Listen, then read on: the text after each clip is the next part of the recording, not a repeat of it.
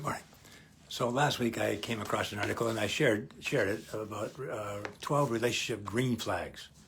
And I thought that was kind of cool. I'd heard of relationship red flags, but green flags, no.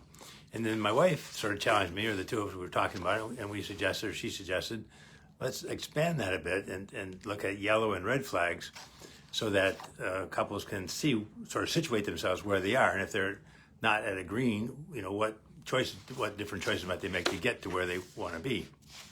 So that's sort of what I'm going to do here for the next few times we talk. And then sometimes, not always, but sometimes I ask couples to rate, when they first come in, to rate the relationship on a scale of 1 to 10, 10 being the best, 1 not so good, in 3 areas. Safety. And I don't mean physical safety, because for me, in a conscious relationship, it has to be physically safe. But I'm talking about emotional and psychological safety. And then connection, and then full aliveness. So where do people rate themselves? And I would suggest that, looking at a red flag, if you're at a 1 to 4 in that area, there's probably some work needs to be done immediately.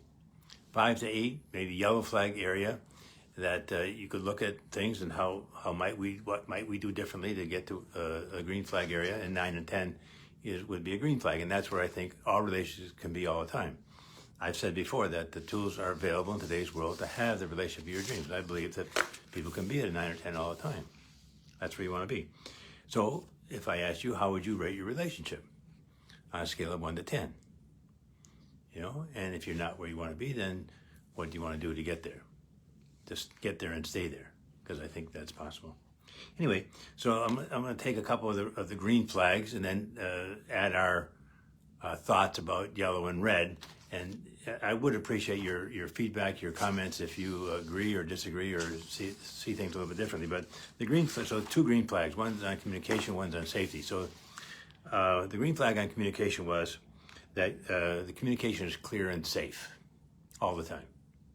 Yellow flag, this is something that my wife and I added. You sometimes wonder how you got into this position in the relationship. That things aren't going quite the way you wanted. And that's a good time for some coaching, I would guess. And the red flag is you're mired in the power struggle. You question whether you made the right decision to be in this relationship at all, and you're second guessing yourself. So then there's some serious work needs to be done. Also on the communication, the green flag, you communicate openly and safely. Yellow flag, you need practice. All right. Sometimes you're afraid to bring up an issue, or you have to test the waters before you can get into a conversation. And the red flag is that people either escalate or shut down at any kind of communication. So going to the safety then, the green flag is you feel safe and secure just being together, just hanging out. All right. Yellow flag, it doesn't always feel safe.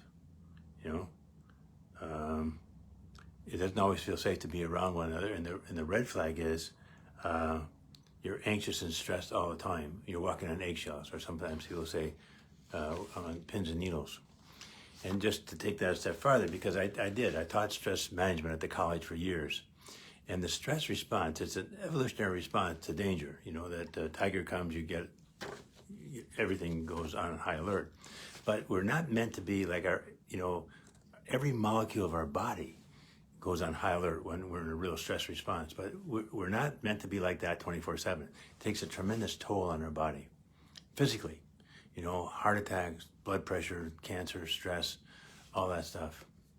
It's real. So if you feel stress in the relationship, that's 24/7. Your body can't take that. Not for long. It won't. It'll start taking a toll. Anyway, so those are 2 of the green flags that were on the list about the communication, about safety. I'll talk about some more in the days to come.